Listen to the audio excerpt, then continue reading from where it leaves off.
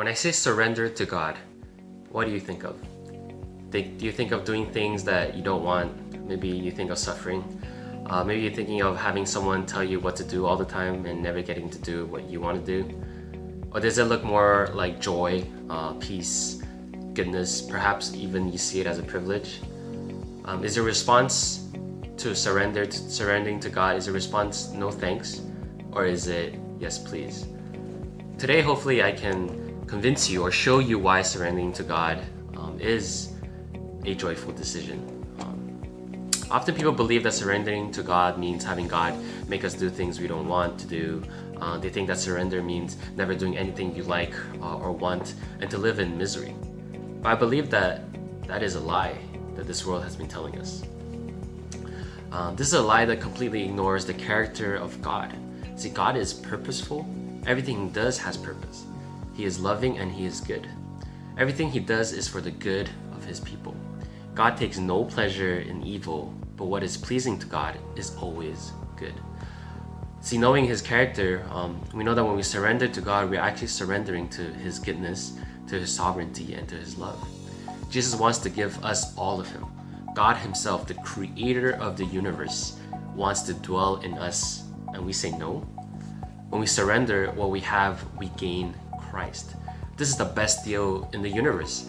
You will never find a sale or a deal out there in any store that is better than this one. See, the lie that we are told is that giving ourselves fully to God, striving to be holy and to bear fruits, will actually lead to misery and pain and no joy at all. But in fact, when we give ourselves wholly to God to glorify Him with our lives, God will start by giving us a heart that wants to and that enjoys what He will call us to do. And you will see Christ as a treasure in the field that is worth selling all your possessions for.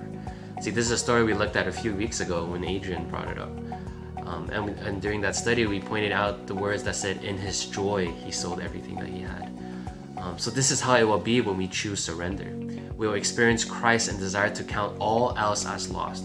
As Philippians 3:8 says, what is more, I consider everything a loss because of the surpassing worth of knowing Christ.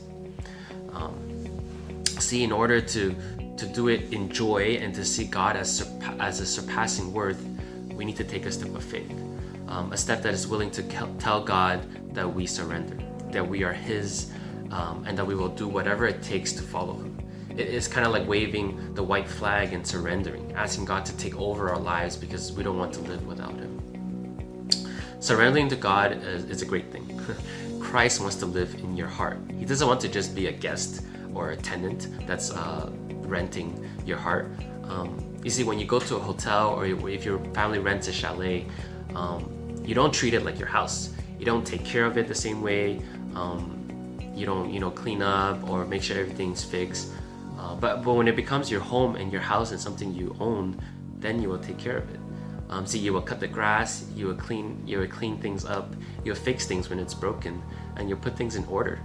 And that is what Christ wants to do. He wants to dwell in you. He wants to make your heart His home. He wants to start cleaning things up and fixing things, and make your heart His home.